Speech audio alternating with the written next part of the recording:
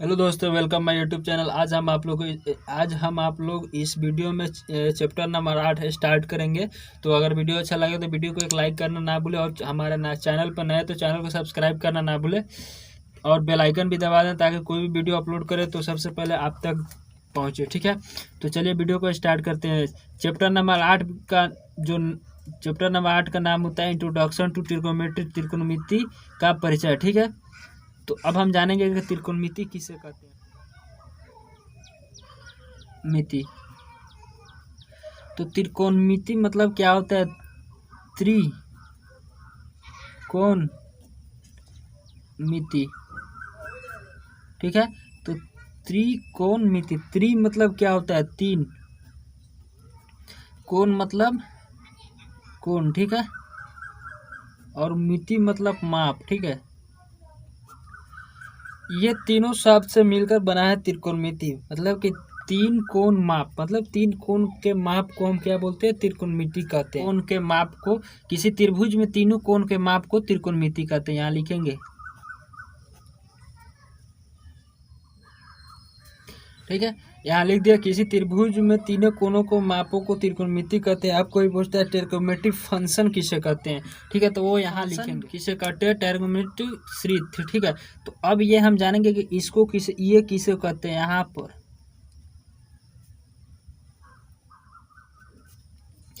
पर लिख दे त्रिकोणमिति श्रित, मतलब त्रिकोणमिति श्रित त्रिकोणोमेट्रिक फंक्शन। यहाँ पर हम किसी भी परिणाम का कोण के कुछ निष्पत्ति हो, मतलब कि जो परिणाम आता है जिसके कोण के कुछ निष्पत्ति नियम होता है उसको अध्ययन करते हैं, उसी को हम त्रिकोणमिति मिश्रित यानी कि ट्रिकोमेट्रिक फंक्शन कहते हैं। ठीक है, ट्रिगोमेट्रिकल रेशियो यानी कि त्रिकोणमिति अनुपात। ठीक, त्रिकोणमिति अनुपात किसे कहते हैं?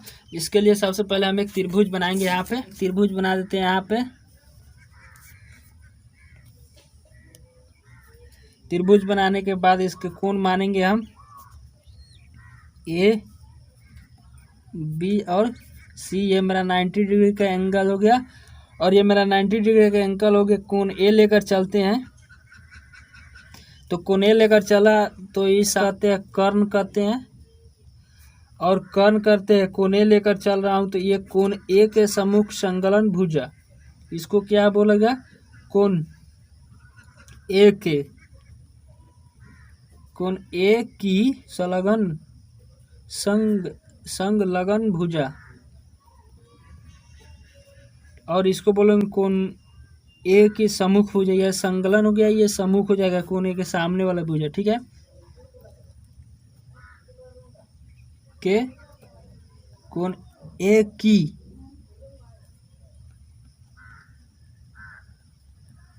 सम्मुख भुजा।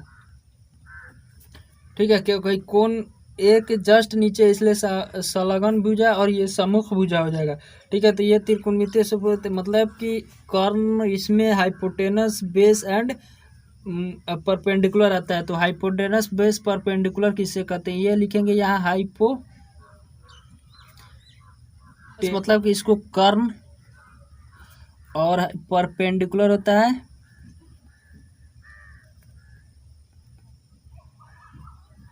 तो इसको क्या बोलते हैं? लंब। और एक होता है क्या? बेस, तो इसको बोलते हैं आधार। तो हम जानेंगे इसमें हाइपोटेनस, परपेंडिकुलर और बेस किसे कहते हैं। इस त्रिभुज में हाइपोटेनस, परपेंडिकुलर एंड बेस किसे कहते हैं। ठीक है, तो हाइपोटेनस मेरा तो ये हो गया, और परपेंडिकुलर अगर कोण ए लेकर चला तो ये मेरा क्या हो जाएगा? परपेंडिकुलर यानी कि लंब हो जाएगा। ठीक है, सामने वाले भुजा को लंब कहते हैं, और ये संलग्न जो होता है संलग्न, उसको क्या बोलते हैं? कर्ण बोलते हैं, यानी कि आधार बोलते हैं। सॉरी, आधार बोलते हैं, यानी कि क्या बोलते हैं इसको? बेस बोलते हैं। ठीक है, तो यहाँ पे आधार ये हो जाएगा, लंब ये हो जाएगा, कर्ण ये हो जाएगा। कोण ए लेकर जाएगा, कोण वही सी लिए तो इसमें ये लंब ये हो जाता है, आधार ये हो जाता है, इसी में ये चेंज होता है। ठीक है, अगर कोण ए लिए तो ये लंब ये कर्ण होगा, अगर आधार लिए तो ये यहाँ चला जाएगा और ये यहाँ आ जाएगा। ठीक है, तो यहाँ तक आप लोग समझ गए जो लंब, कर्ण और आधार किसे कहते हैं। ठीक है, तो अब इसके आगे आता है मेरा sine cos tan. Sine cos tan को मतलब कहते हैं, तो यहाँ लिखेंगे sine theta and cos theta and tan theta, ठीक है। तो साइन का उल्टा क्या होता है, टैन का उल्टा क्या होता है, कॉस का उल्टा क्या होता है, वो हम लिखेंगे। तो साइन का उल्टा हो जाता है कॉसेक थीटा, एंड कॉस का उल्टा होता है सेक थीटा, एंड टैन का उल्टा होता है कॉट थीटा, ठीक है। ये मेरा हो गया इतना। अब इसका एक नोट करके लिख लेंगे आप लोग नोट में।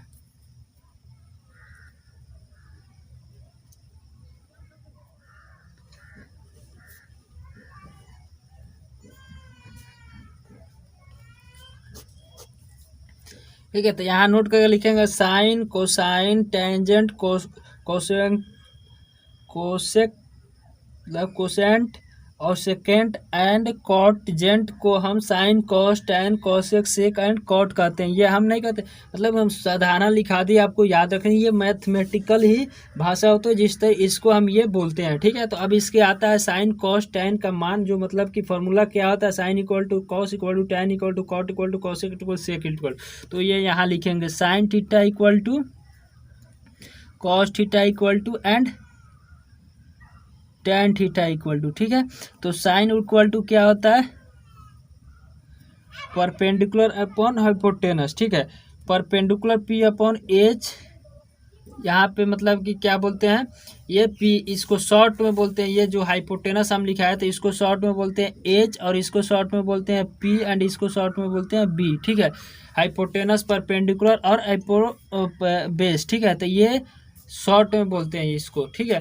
तो यहाँ पे लिख देंगे sine theta equal to perpendicular upon hypotenuse, cos theta equal to base upon hypotenuse, and tan theta equal to perpendicular upon base. तो इसी का उल्टा जो लिखाए थे हम,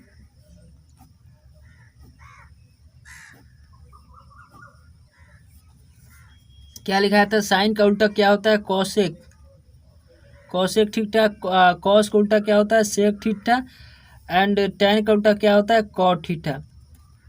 तो अब इसका उल्टा लिख देंगे इसी तरह, एच अपॉन पी, मतलब hypotenuse perpendicular, hypotenuse upon base and base upon perpendicular, ठीक है। तो ये मेरा यहाँ तक हो गया, और मतलब कि यहाँ तक मेरा हो गया। अब इसके आगे आता है क्या, पाइथागोरस सूत्र जानने के लिए, यहाँ पे पाइथागोरस सूत्र जानने के लिए हाइपोटेनस परपेंडिकुलर लंब, यानी कि कर्ण, परपेंडिकुलर सूत्र जानने के लिए हाइपोटेनस परपेंडिकुलर बेस, यानी कि लंब, कर्ण, आधार, वो लिख देंगे यहाँ पे हम।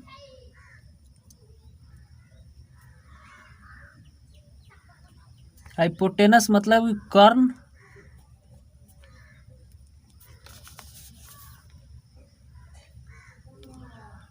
इसको एच से डिनोट करते हैं,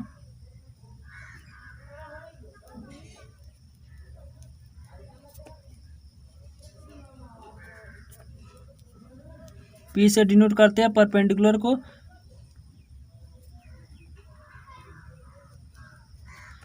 इसको बी से डिनोट करते हैं।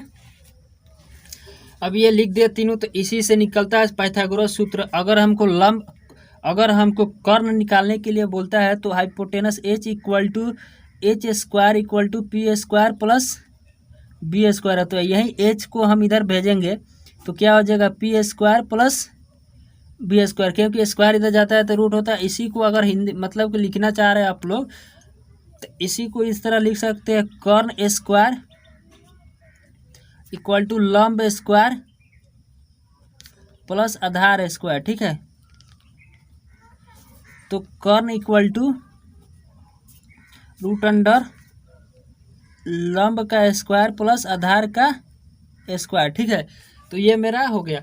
अब इसी से निकलता है, ये फॉर्मूला एक हो गया। अब इसी से निकलेगा, अगर ये पी निकालने के लिए यहाँ पे देखेंगे, अगर पी स्क्वायर निकालने के लिए पूछ दिया, तो पी स्क्वायर निकालने के लिए आप चाहे तो यहाँ पे H square minus B square हो सकता है, ये इधर आएगा, ये जाए, मतलब कि ये अगर ये आके इधर क्या हो जाएगा, ये जो है इधर आएगा तो माइनस में हो जाएगा। तो यही पी इक्वल टू क्या होगा, root under H square minus B square, ठीक है। तो आप इसको भी लिख सकते हैं, लंब स्क्वायर इक्वल टू कर्ण का स्क्वायर माइनस आधार का स्क्वायर, ठीक है, हो गया। उसी तरह यहाँ पे लंब इक्वल टू क्या हो जाएगा, रूट अंडर कर्ण का स्क्वायर माइनस आधार का स्क्वायर, यहाँ सॉरी यहाँ माइनस होगा, कर्ण का स्क्वायर माइनस आधार का स्क्वायर, ठीक है। अब ये फॉर्मूला संख्या 2 हो गया और इसी से तीसरा फॉर्मूला निकलेगा। अगर ये वाला निकालना होगा तो हमको ये जाएगा इधर माइनस हो जाएगा, ठीक है। तो B square equal to H square minus P square होगा, ठीक है। तो B equal to root under H square minus P square.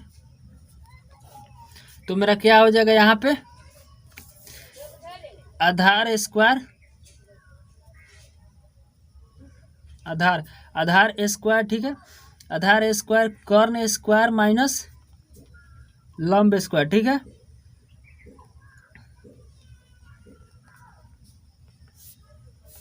Karna square minus लंब स्क्वायर, उसी तरह आधार स्क्वायर माइनस कर्ण, आधार का कर्ण स्क्वायर माइनस लंब स्क्वायर रूट अंडर, ठीक है।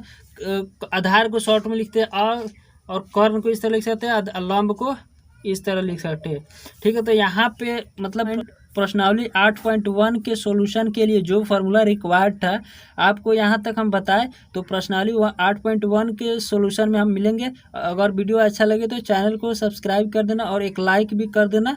Thank you.